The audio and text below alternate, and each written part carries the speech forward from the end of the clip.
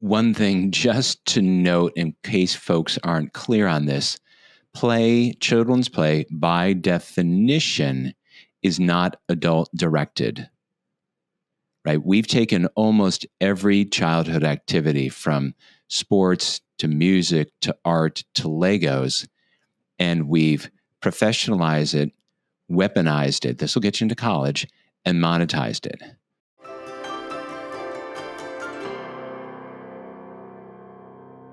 Hi, welcome back. I'm Dr. Sarah Bren, a clinical psychologist, mom of two, and the host of the Securely Attached podcast. If you've been listening for a while, you know that my goal here is to take what we know from psychology, science, and child development and translate it into practical and effective strategies that strengthen connection, not just between parents and kids, but across the entire family system. And one of the themes that comes up again and again, both in research and in real life, is the power of having a sense of control. Not control over your child, but a grounded sense of control within yourself in a world that can feel chaotic and overwhelming. A true belief for our kids and for ourselves that we can handle hard things. And that belief is central to how people manage stress, build confidence, and develop real resilience. And that is why I am so excited for Dr. William Stixrud to be back on the podcast. And this time he's joined by Ned Johnson. They are co-authors of the book, The Self-Driven Child, and they are longtime experts in the neuroscience of stress, motivation, and autonomy. Bill brings decades of experience as a clinical neuropsychologist, and Ned's work with teens and families give him such a grounded, real-world perspective. Together, they have such a unique ability to explain why giving kids space to struggle, rest, and grow and play is all key for optimal development. So whether you are parenting a toddler or a teen, this episode is going to offer some really practical research-backed tools for helping your child feel both safe and capable in an often overwhelming world.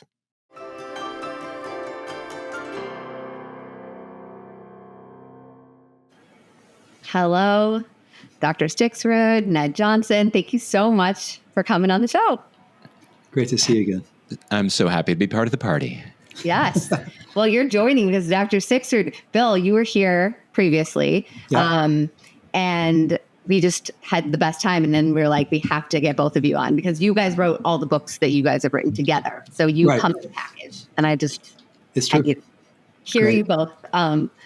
And in our last conversation, Bill, which I'll link in the show notes so that people can go back and listen to it, we really talked a lot about how having a sense of control and agency and how we support kids in feeling that sense of control is so important.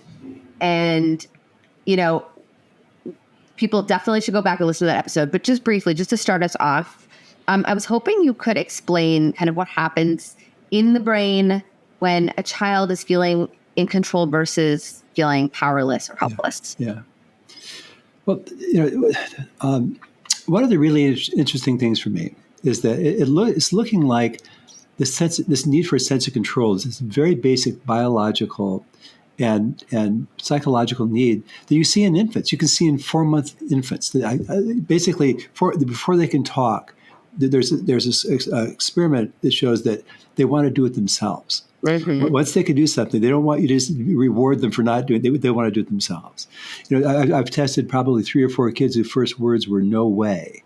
or the little kids that say, "Do it myself." Mm-hmm. You aren't the boss of me. I mean, I do it. I do it. I do it. First full sentence. I do it. Yeah, it's just that basic. It's a basic need, and when you experience a sense of control, your prefrontal cortex, which can think logically and can go into the past and future and put things in perspective, regulates the rest of your brain, including the stress circuit, the amygdala, which senses and reacts to the threat, and the rest of the stress circuitry in the brain. So when you have a sense of control, you feel confident. I can handle stuff. And you also have that sense of agency. You don't feel, what's the point? You don't feel resigned. And the main thing brain-wise is that you have this prefrontal cortex, which is regulating the rest of the brain so that you aren't letting little things throw you off and you can stay focused. And when you're intrinsically motivated in something which it takes a sense of control or autonomy to be intrinsically motivated, you have this really nice spike in dopamine, the neurotransmitter for not only for pleasure, but also for motivation and drive. And when kids have a low sense of control, it's the most stressful thing in experience. So the brain basically lights up, the stress circuitry lights up, and the stress hormones go nuts in the brain when you experience a low sense of control. Because you can be in new situations or even unpredictable or even threatening situations. But if you have the sense I can handle it, it's not that stressful. It's when something's happening and you just don't know what to do. And nobody seems to know what to do. That's the most stressful thing in experience. Yeah, and I would imagine, obviously, like that experience of feeling in control or having someone reflect back to you that they think you can handle what's happening in the environment. Yeah. Like that's a learned, we have to learn eventually over time internalize. That doesn't start out necessarily internally, like like the world is big. And what's a realistic expectation of the evolution of that sense of, oh, I've done this. I haven't done maybe this thing before, but I've done something hard before, and I know that I could handle that. So I feel confident. It's interesting. Some of the research that we lean into most is a guy named Steve Mayer, who was probably most well known for coining the term of learned helplessness. Where these animals were in a situation and they basically just sit there and endure shock and not make any efforts to try to escape the situation. There's a foundational paper called Learned Helplessness at 50, which I really encourage everyone to read, and kind of what we got right and what we got wrong. And he said the thing that we got wrong was this. These animals didn't learn to be helpless. They failed to ever learn a sense of control. He said the default setting of brains is in really stressful, painful situations, the default setting is assuming there's nothing that I can do about this. So it needs to be wired. We need to have experiences where it's an adverse experience, something that's hard, that's challenging, but there's something you can do, and that wires that brain. What Bill was saying before, the prefrontal cortex will engage or dampen down the stress response. And repeated experiences of not something that's overwhelming, but something that's hard that you can handle, wires the brain. And I won't go through all the experiments, but one of the Mayer had this experiment with rats, and they shocked them, and if they learned that they could spin a wheel and stop the shock, it then was trans-situational. So once they developed a coping brain, they could put them in other situations that were scary to rats, and they didn't freak out. You saw the same neural activity of a coping brain. And so we don't have to design, really anything in life. Life tends to throw enough challenges to every kid. You didn't get picked for kickball. You fell off the swing. You were making art and you screwed it up, or you're doing Lego and your little brother knocked the whole thing down, all kinds of things. But then if kids can feel, if they're given the opportunity to solve things well enough, we're wiring that brain in the same way. And when we're talking with Dr. Mayer about this, he said it appears that a single episode of feeling a sense of control in adolescence, at least for adolescent rats, seems to inoculate the brain against the effects of stress for the entire life. So we looked at him. I said, so with that all in mind and knowing how bad anxiety is for teenagers and young adults, should we be considering administering mild electric shocks to teenagers? And he leaned back and he said, that's a very good question. Yeah. But, you're having a hard time getting that across like the review board. I don't think we're going to, I don't think we just filed that one away. Yeah, you actually said that wouldn't be a bad idea, but just what you said, Sarah. And your point that so much for years, so much of what we tried to do to help anxious little kids was to protect them from things that made them anxious. And then we discovered some years ago that when we make those kind of accommodations to try to prevent kids from experiencing things that makes them anxious, it actually makes them more anxious, because the more you avoid stuff that makes you anxious, the more anxious you get about it. Right. And so I was talking. So I was lecturing someplace, and a woman came up to me a couple months ago and said, "I'm a pediatric dentist." And so when I started 20 years ago, I'd go out to the waiting room and bring the kids back and work with them. The parents would stay in the waiting room. But now, so many of the parents are so anxious that they come to the waiting room with us. And I think that message that you mentioned, that I have confidence that you can handle this. I know this is really scary, but you can handle it, is a really powerful message. And we want kids, but we're as mammals, we're wired to soothe and protect our young. And much of that, we try to protect them. We don't want them to suffer, understandably. And we don't want them to have unnecessary suffering. But also, we don't want to prevent them from having the opportunity to deal with something hard, to deal with something stressful, and basically train the brain to go into the coping mode as opposed to freaking out or calling for help immediately. Mm-hmm. Yeah. So I'm 100% in agreement with you. And I think, I think hopefully parents that are listening to this episode who have listened to this podcast are familiar with these ideas of not rescuing kids, helping them build this sense of, scaffolding it, right? So it's not, we don't throw them in the deep end, but we build skills slowly over time. And we stretch that capacity to endure something challenging, whether we cross the finish line or we don't, and we don't always have to help our kids cross the finish line, right? If we're doing all these things, right, let's just say, go back and listen to the previous episode that I had with Bill about helping kids build this sense of confidence in their ability to cope with stressors and challenges and build that intrinsic sense of control. And let's say we're following that. We're reading your books and we're following this idea. I feel like, as parents, we can only control so much, support so much, even in well done way of supporting it just enough so that our kids, learning to feel confident. But then they go out into this world and for example, you were just talking, Bill, about the dentist. And it made me think about how when my kids go to the dentist now, and I love my kid's dentist, but when they go to the dentist, I love him because he talks to them. He will actually have a conversation with them, but only because I had to set that tone at the beginning of, please don't turn on this massive TV you have right above their face that newfangled dentist offices have, where it's they walk in and it's what do you want to watch? Because they want to just distract them, which I get. The dentist is really tricky. But from the beginning, when my kids were just going into the dentist and we weren't doing anything, stressful at all other than a new environment, I was really explicit. I was please don't turn the TV on. Let's be at the dentist together and have them talk to you and see what it's like and tell them what you're doing. And he was totally game for that. And that was great. But that one example of the TV screen at the dentist chair for kids is there's so many things now in our world where it's a quick change the channel, flip the switch, turn it off, distract, that even in I do think as parents, if we're doing a lot of the work, it matters more. We can offset the dentist TV.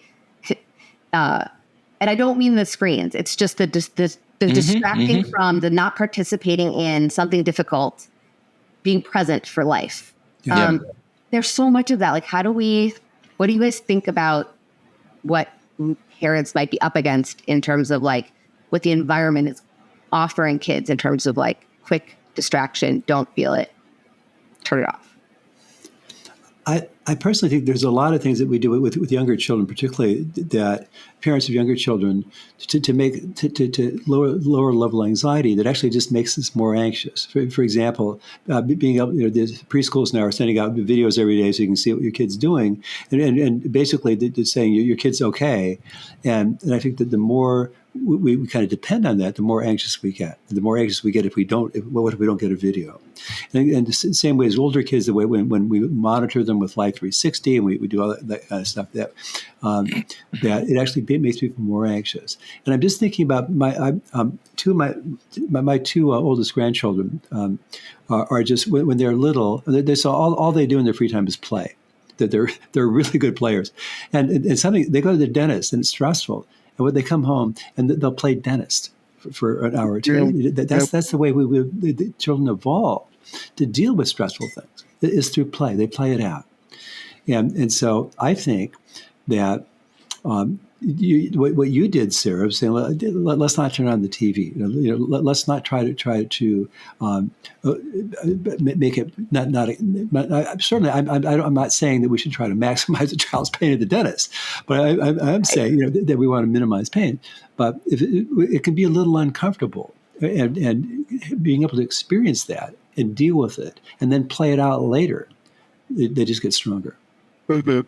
Yeah, 100% around the play. And one thing just to note, in case folks aren't clear on this, children's play, by definition, is not adult directed. Right? Yeah. We've taken almost every childhood activity, from sports to music to art to Legos, and we've professionalized it, weaponized it. This will get you into college, and monetized it.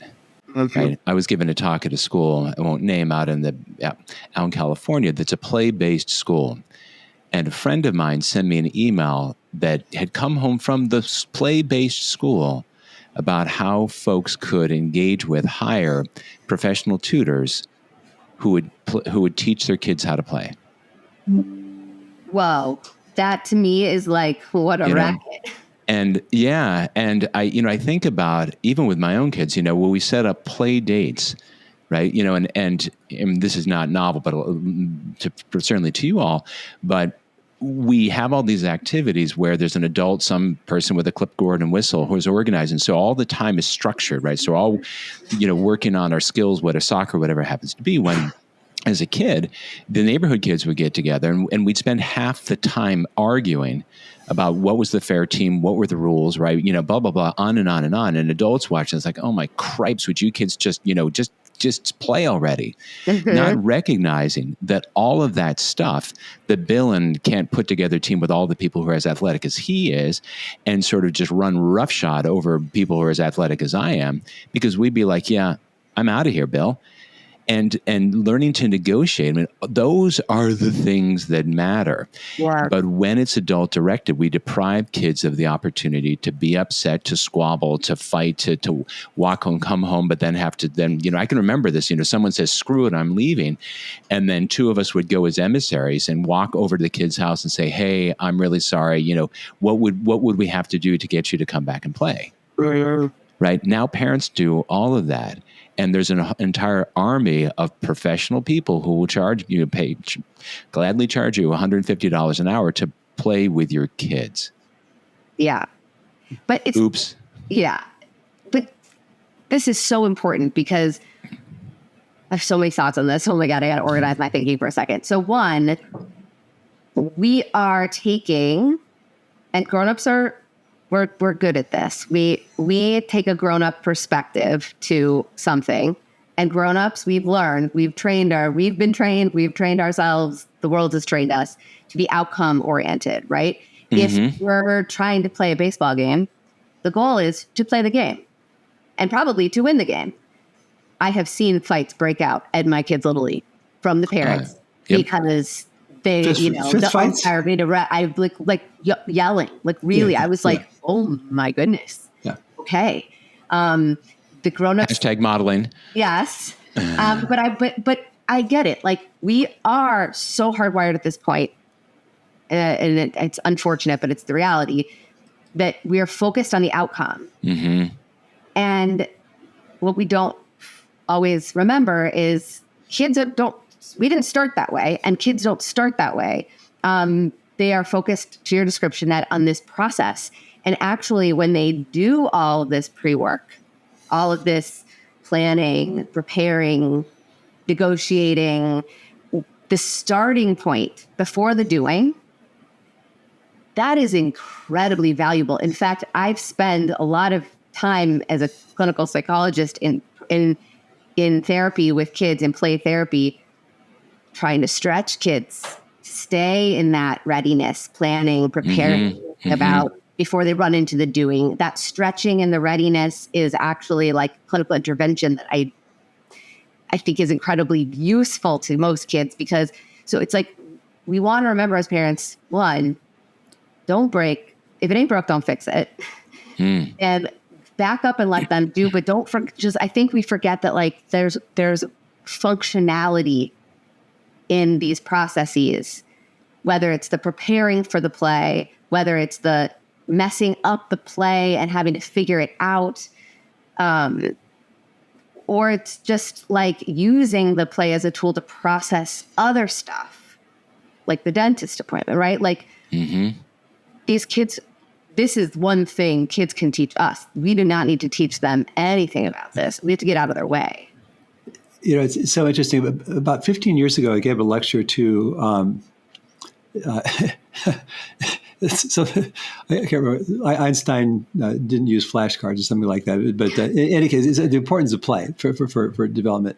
And this group of preschool teachers from this one school said, you know, we can dress kids up now, the preschool kids up, but they don't know what to do. You know, and I think that the two things that interfere most with play are the kind of starting kids on teams from the time that they're 3 or 4, you know, and kind of adult-led stuff, and iPads and stuff that allow kids to kind of reduce the world to a screen. And I think as much as we can, just remembering that children, that mammals learn to become adults by playing.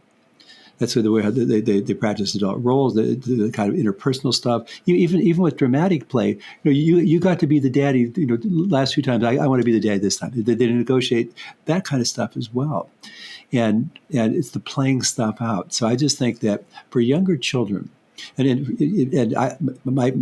my grandchildren are the oldest ones are 9 and 12. They still play all the time. You know, they'll play a Harry Potter theme or some school thing still at this age.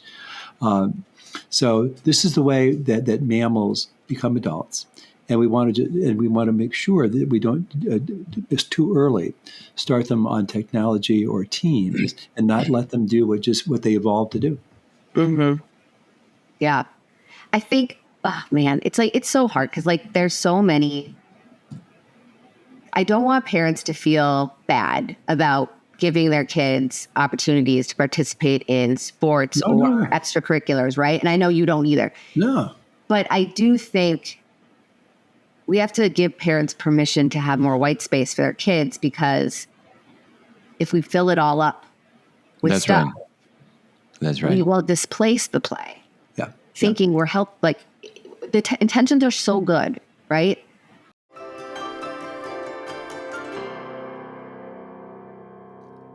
We've been talking about the power of giving kids space to explore, struggle, and play on their own. And that is such an important part of healthy development. But there are also moments when coming together through simple connection-based games can be incredibly powerful. And while fostering a strong connection is an amazing part of children's development, these shared games offer something extra too. They give you a unique opportunity to do double duty, to build real skills while you're strengthening that relationship. And that's why I created a free guide filled with my favorite connection-based games for supporting emotion regulation. Because being intentional about the games you choose can turn everyday play into meaningful practice. These activities help kids learn how to calm their bodies, stay flexible, and manage big feelings, all through fun, playful moments together. The games are organized by age, so you'll find something that meets your child exactly where they are developmentally. And I also explain why each game works, so you can adapt them in ways that feel natural for your family while still getting all the benefits. You can download the free guide using the link in the episode description, or head to drsarahbren.com/games, and I'll send it straight to your inbox. That's drsarahbren.com/games. Okay, now back to the episode.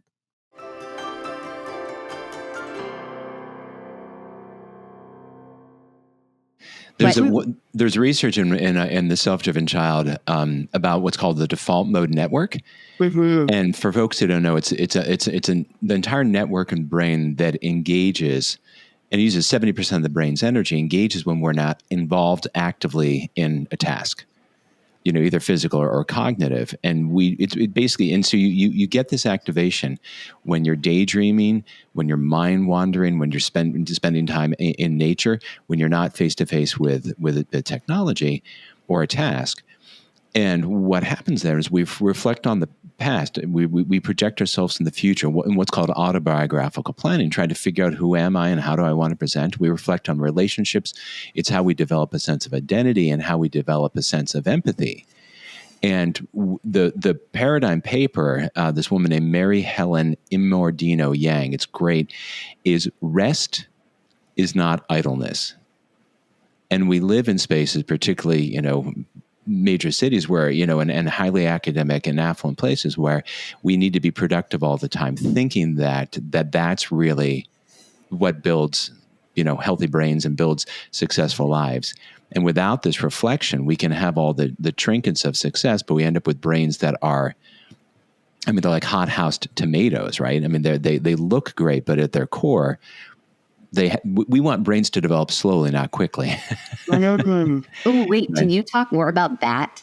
Because that, I feel like we want brains to develop slowly, not quickly. That feels so counterintuitive to oh my goodness, yeah. Parenting right now, where like baby Einstein, like hyperstimulation of infant, like all infant play gadgets are like about stimulating them. Like, I subscribed to a parenting philosophy called RIE, which is like Resources for Infant Educators. It's it's a very kind of unique thing. It's not as popular in the East Coast, but it's very popular West Coast. Magda Gerber developed it, and Janet Lansbury is like a very famous RIE associate. But the play materials that you give your infant in this way of approaching infants, it's like first 3 years. It's like the first toy is a peaked napkin. Like because they can manipulate it and they can turn their head towards it and away from it. So it's not over their head. And once they get overstimulated, they're stuck underneath it and can't exit their gaze. And this is a total tangent, but I just like we have been indoctrinated from day one of parenthood that we are not doing right by our kid unless we are providing constant stimulation. And that to me feels like the antithesis to what you just said. And I believe you're right. As a neuropsychologist, take lead on that, and then I'll pepper in with my own foolishness. I'm just thinking as an adult, God, you got to play with all this cool stuff. My first toy was a crappy napkin. I love it. I promise.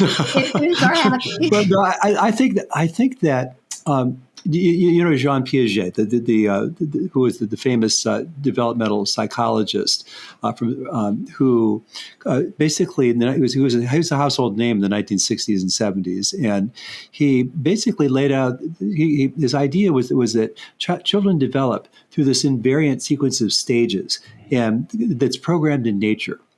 And when he lectured around the world, and Piaget called it the American question. American question. He talked about this, the way that nature programs children to develop in these stages, and the American question was, how do we make it go faster?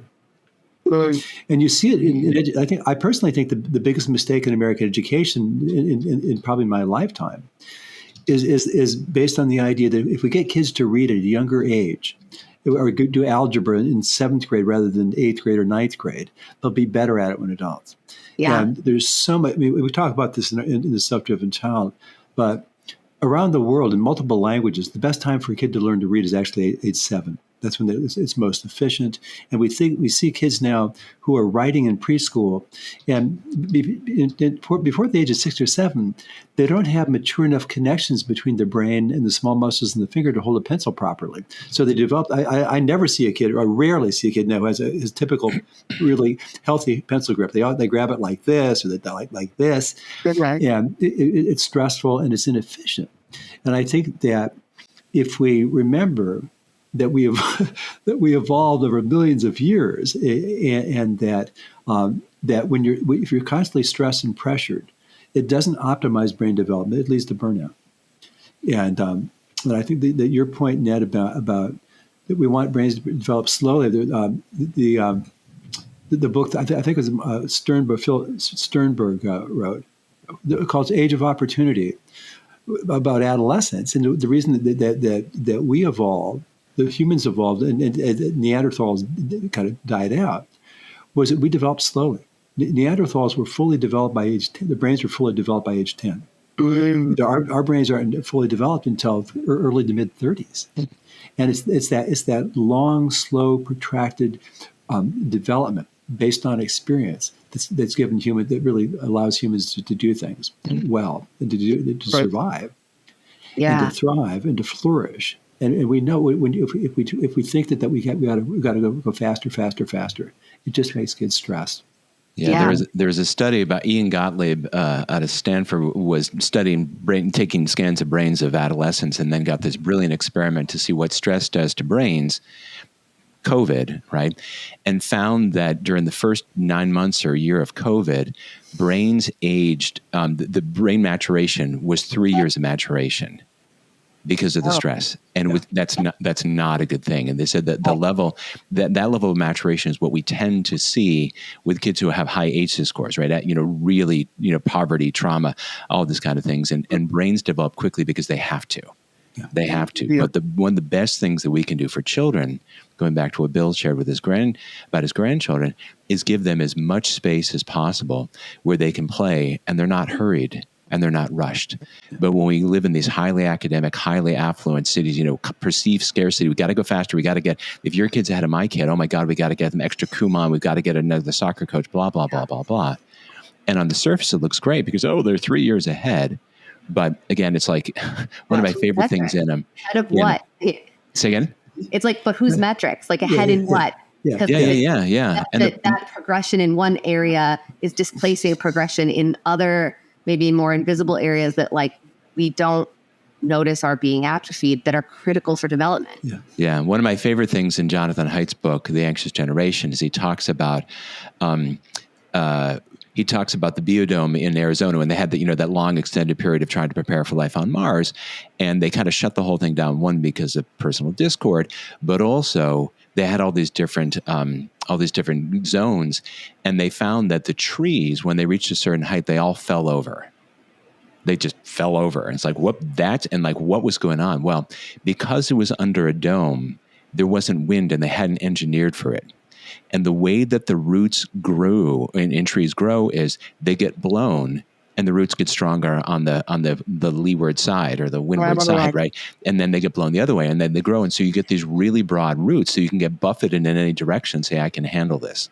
But if you blow too hard as a young sapling, it'll fall over, just crack the stem and the trunk, and it'll be dead. But if there's no wind at all, you want these things that grow tall. And at the first sign of adversity, they crash and burn. What an interesting natural metaphor. Isn't it lovely? Yeah. And just to put a point on that, his work has had a profound impact on getting phones out of schools. Fantastic, right? But his 4 things were no phones until, 8th grade or whatever it is, no social media until 16, and no phones in schools. Fantastic. But the 4th one was return play to childhood. And apparently number 4 didn't make the podium, right? Yeah. And I don't hear anybody talking about how do we restructure school and life for children to give childhood back to children. Yeah. Right? Nobody's talking about it. They're all talking about the phones. Yeah. I think there is some, I wish there was more. I agree with you. Mm-hmm. But I think it's not enough. But I feel like there are schools that are trying 100%. But you don't see legislation. I mean, you don't see big picture social conversations about this the way that you do, entire states passing, state of New York with cell phones, right? Right. Well, I wonder because it's like that, again, we're very product oriented, outcome oriented. It's a lot easier to say get rid of this thing. Sure. Than to say add in white space. Oh, but the test scores are low. We need to get rid of recess to put in more instructional time. Yes. That's based on what science? No science. The opposite of science. Yeah. We just, we think a lot that many of the kids that we work with have the idea, and I think many of their parents do too. And it's just, and they're lovely. The parents are lovely people and very well intentioned, and they have the idea that the most important outcome of a child's childhood and adolescence is where they go to college. And I think that what we think is that the most important outcome is developing a healthy brain. A brain that's not used to being chronically exhausted and stressed all the time, and I think that for us that's the priority. Yeah. Which is why we focus so much on a sense of control, because again, the sense of control is the most it's really the key to mental health. I mean, if you're anxious, your thinking's out of control. You'd like to stop worrying, but you can't. If you're depressed, forget it. And so supporting kids that develop, and it doesn't. When we talk about sense of control, it doesn't mean that your 4-year-old gets to run the house. The 6-year-old makes all his own decisions.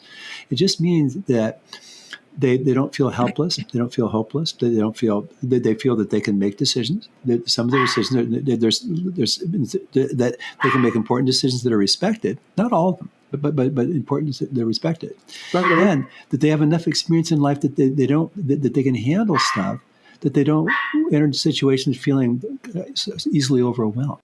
Yeah. I think that's where our focus is.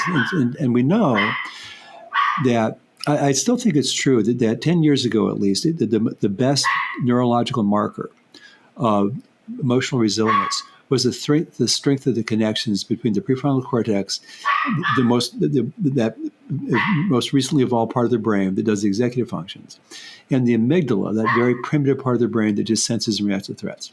And we know that what builds strong connections is sleep, is play, is experiences of deep rest, experiences of mastery. That's and we just want to favor the things that foster that healthy brain development, and minimize the things that don't.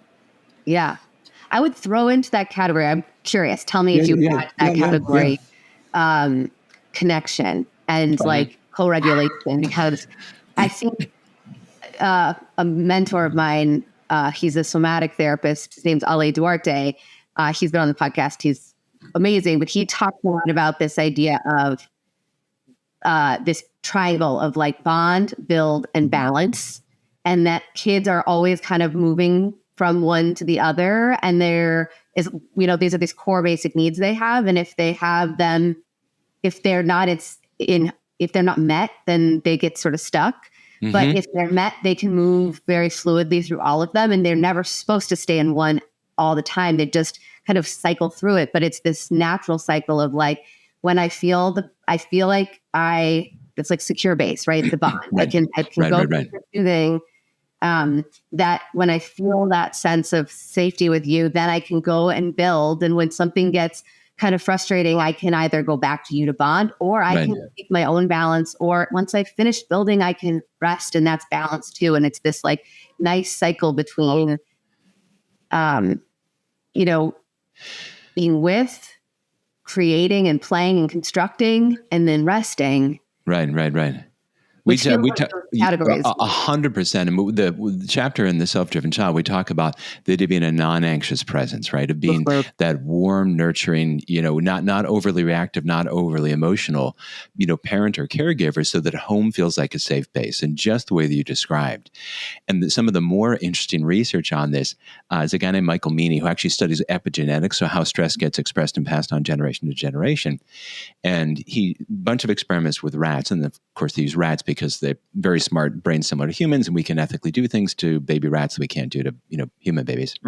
So they take these rat pups, and from the moment that they're born, they whisk them away from mom, and then these lab techs sit there and hold them in latex gloves for 20 minutes or something. It's super stressful to them. But if they give them back to mom, and mom is a high licking and grooming rat, which is the rat equivalent of hugs and kisses, there, and all the stress hormones, they were like, they just flow right out of them. And they do this day after day, going from, oh my goodness, to, oh, thank goodness. And the the mother rats they're not going to extricate their kids. They're not hiring a tutor, right? They're not fine. All they're doing is just, they're there. And when these pups reach maturity and they look at their brains, it's that connection that Bill was talking about, this incredible connection between the prefrontal cortex and the amygdala, the neurological marker of coping.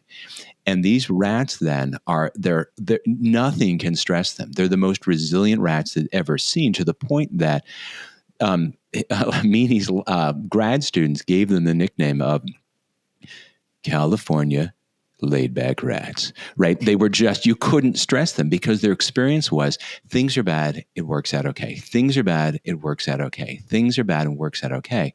And that's to your point, Sarah, when children have that secure attachment, and no matter what happens, mom or dad will, golly, that was a bummer. Hey, let's play a game. Have cookies. Do you want a hug?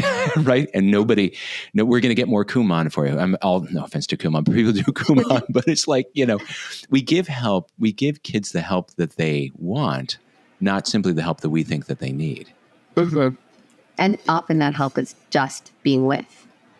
Correct. And your point, in our third book, the 7 Principles for Raising a Self-Driven Child, which is a workbook, the first principle is putting connection first, in part because of the importance of a secure attachment, which you're all about. And also, we read recently that even for teenagers, a close relationship with the parent is the most emotionally protective thing there is, even more protective than family income or even the safety of your neighborhood. If you live in a dangerous neighborhood, you're going to do better emotionally if you have a secure relationship with your parents. You're tight with your parents. You don't worry they're going to dump on you when you get home or judge you when you get home. That they're supportive and they can be firm, but they're supportive and warm and loving. You do better emotionally than if you do it in a safe neighborhood where parents are less supportive. You're less close. It's a really big deal. And I don't want to imply that it's easy, because it takes a tremendous amount of bandwidth and our own emotional labor to take care of our own stuff so that we can be there for our kids. But it is possible. You can't always control how safe your neighborhood is. You can't always control if your kids, recess is being cut so that they could get 10 extra minutes of some computer time. You can't always control if, they're constantly being inundated by the world's distractions so that they don't. Right. Well, but we can control, like you said, it's hard. Sometimes it can't always be a non-anxious presence, but we can, the big picture, in the aggregate, we have so much more control over putting our energy into being a non-anxious presence, a secure base. In some ways, we always, as parents, we always have this inclination to want to help our kids do better and be better. And it's not intuitive that we can help them do better and be better by, your point, Sarah, working on ourselves. And then the carry of it, that it helps our kids in this way.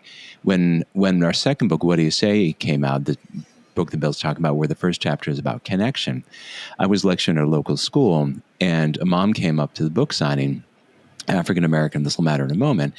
So this is 2021. And she said, last year, so I've got a 14-year-old boy, and I'm always sort of on him, got to do this, you got to do that, and da-da-da-da. And it wasn't great for either of us. And she said, I read The Self-Driven Child during the summer of 2020. So this is the height of COVID. And she said, the time when it felt like America was hunting children who look like my son. And she said, the hardest time of my life, and certainly his life too. And she said, I read that chapter and I dedicated myself to the idea of I would make home feel like a safe base. And she said, it completely changed my relationship with my son in ways that, to echo Bill's point, just incredibly protective, because, in your point, she could, what could she do about, what was going on outside of her household? Really nothing, but she could make home feel safe as a refuge against all of that. Yeah. And I think that in our first book, we didn't make up this idea of as parents, moving in the direction of being a non-anxious presence. We didn't make up that term. We got it from a guy named Edwin Friedman. But I love the term because it turns out that any kind of organization, ranging from a family to a corporation, they work best if the people in charge are not highly anxious and emotionally reactive. And you'd think about how much easier it is as a parent if you've got an infant crying to soothe them if you can stay calm.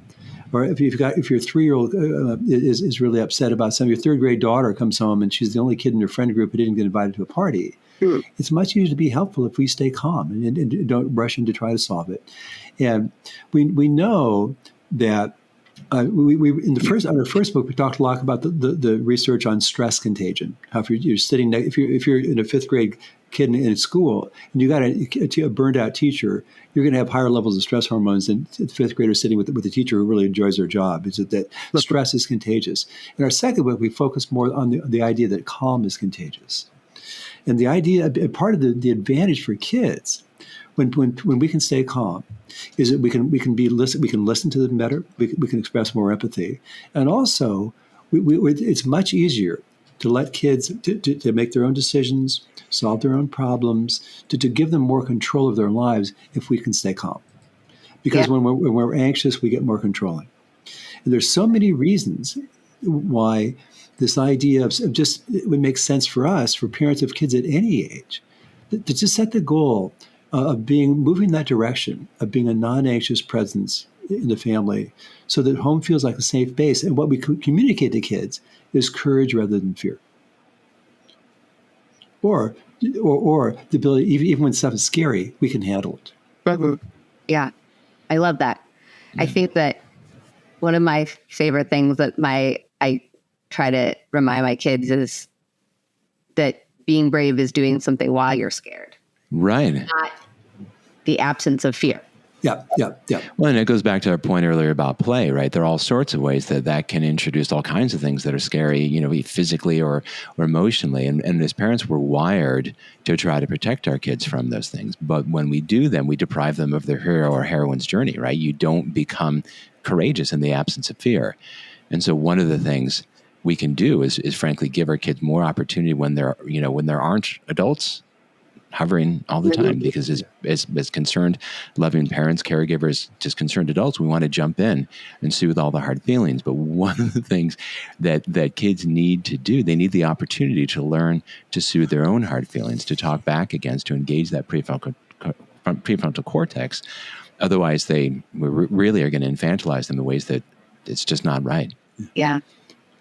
One of the chapters in our second book, we start out by telling a story about Mr. Rogers, Fred Rogers, and when he was like 11 or something, he's walking on this high wall, and his mother and his grandmother are pleading with him to come down. It's too dangerous. And his grandfather said, "Let the boy walk." And Mr. Rogers talked about just how life-changing that was. That he just this. That imbued him with a sense of courage and confidence, and certainly we don't want kids to be in life-threatening situations. This wasn't a life-threatening, but we want them to experience kind of some risks and the little dangers that and kids are generally pretty good about knowing this is, I can handle this, but I can't handle this. Yeah. And so I think much of good parenting, I think at almost any age, is at times at least, is sitting on our hands and zipping our lips. Yeah. It's hard to do because we tolerate feel in our own fear. Yeah. We have to. We feel a low sense of control, which is it's the most stressful thing to experience. I know. Which is just makes it so. In all our books, we talk about just various ways that parents can move, various things that parents can do to help them move in that direction of being a non-anxious presence in their family and having home feel like a safe base. Yeah. It's funny. I feel like what that grandfather of Mr. Rogers did in that moment, of course, was, yes, allow him to walk, right? Allow him to take risk. But he did it out loud. Like he protected. It was like a very let the boy walk. Like I am announcing to everyone around, but also to my grandson. I am protecting this space for him. And that, I think, is like another layer that we can that Oh, we yeah. can use as a tool. Yeah. Like, how do I am protecting this.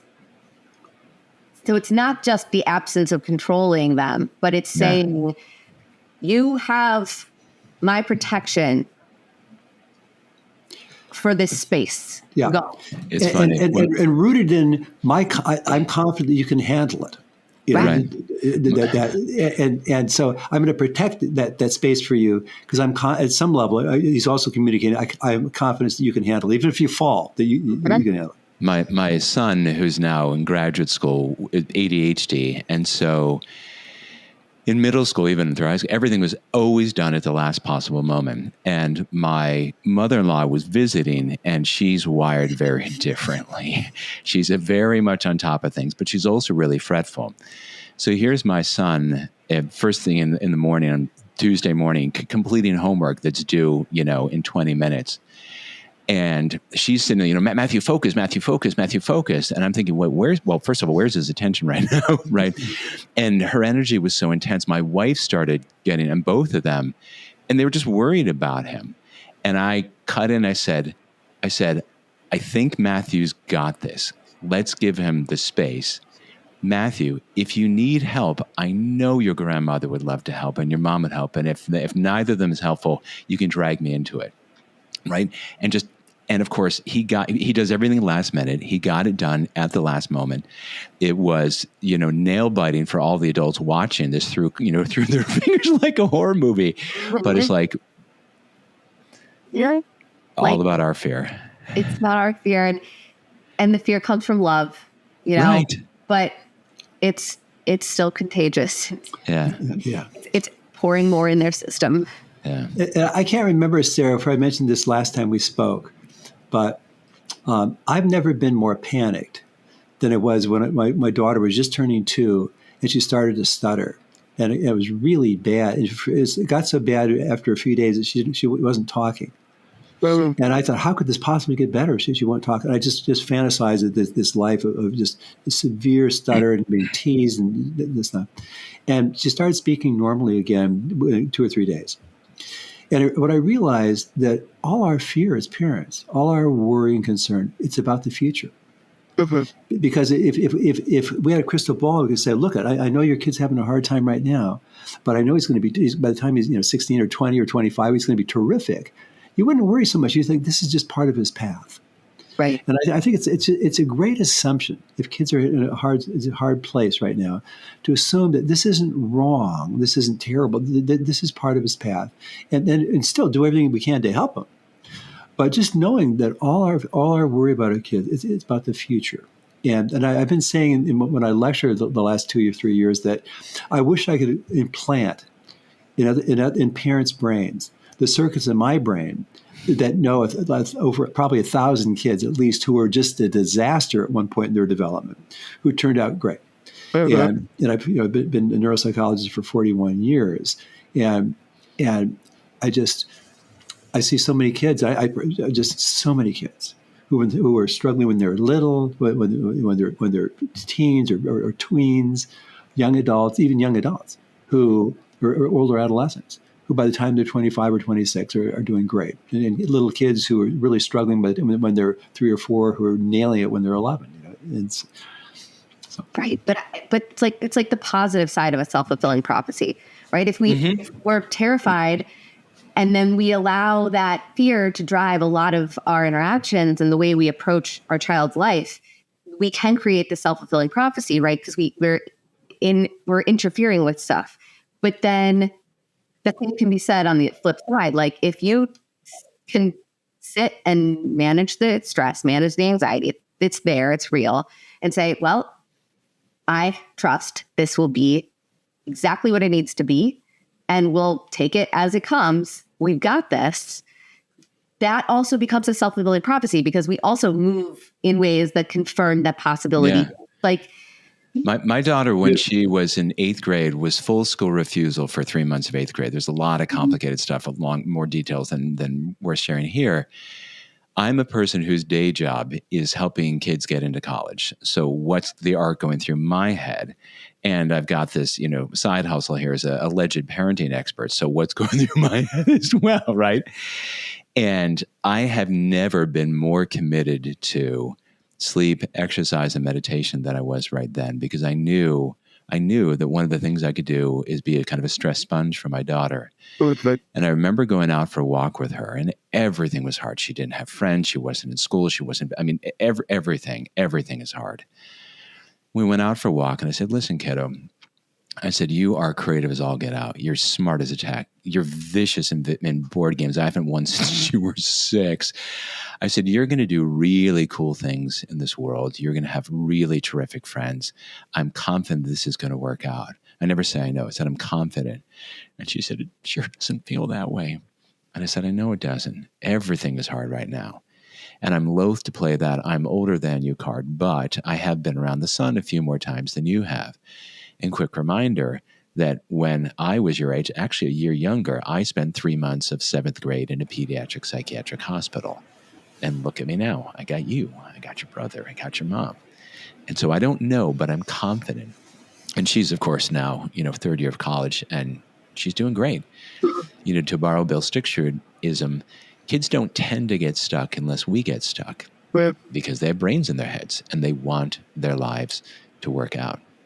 And if we can hold to that, it's so much easier not to be afraid in the moment and add energy to kids being stuck, but really add energy to this will work out okay. And to your point, Sarah, being part of that self-fulfilling prophecy for our kids. Yeah. Oh, that's so great. I love this conversation. I so appreciate both of you coming on this podcast. Please come back. Anytime. You're wonderful. You have a podcast, so can you tell people about your podcast? And of course, your amazing books. Where can they connect with you guys? So the podcast is surprisingly the Self-Driven Child podcast. And so, we talk with people in education and parenting experts and whatever sort of tickles my fancy. My ADHD son did not get it from his mother, so it's a little bit of interesting. I have ADHD too. Maybe there's something about ADHD in podcasts. Yeah, it's fun. Yeah, amazing. And your books too. Yeah, our 3 books. The first one's The Self-Driven Child, which is sold over 1 million copies worldwide now, and because people all over the world are saying that life feels out of control. How do we get more control? At least that experience, that feeling that the life is manageable, and I'm not helpless, I'm not hopeless, I'm not overwhelmed all the time. So it's The Self-Driven Child. The second one is called What Do You Say? Talking with kids to build motivation, stress tolerance, and a happy home. Stress tolerance is the ability to function well in stressful situations. And it's all about talking with kids. There's a lot of dialogue, and there's a lot of examples, the kind of language that we use to talk with kids and have used over the years with kids. And the third one is called The Self-Driven Child, The 7 Principles for Raising a Self-Driven Child, a workbook. And the idea is that we want to help parents feel that it's safe and that it's right to trust their kids more and worry about them less. And it's hard. It's hard when we cede control to kids. We have to zip our lips and sit our heads. It's really stressful for us. This workbook is an attempt to try to make it easier for parents to get on board, to understand that it's really right and it's really safe to give their kids more control of their lives. What a tremendous resource. I can't recommend it more, guys. Everyone go to their website, theselfdrivenchild.com, right? Exactly right. Okay. And I'll link all this in the show notes so you guys can easily find it. Thank you so much. It was a pleasure. It's a pleasure being with you, Sarah.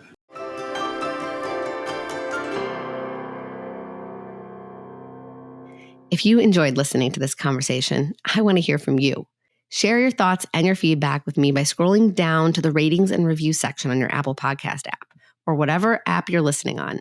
And let me know what you think of this episode or the show in general. Your support means the absolute world to me. And just a simple tap of 5 stars can make a real impact in how this show gets reached by parents everywhere. So thank you so much for listening, and don't be a stranger.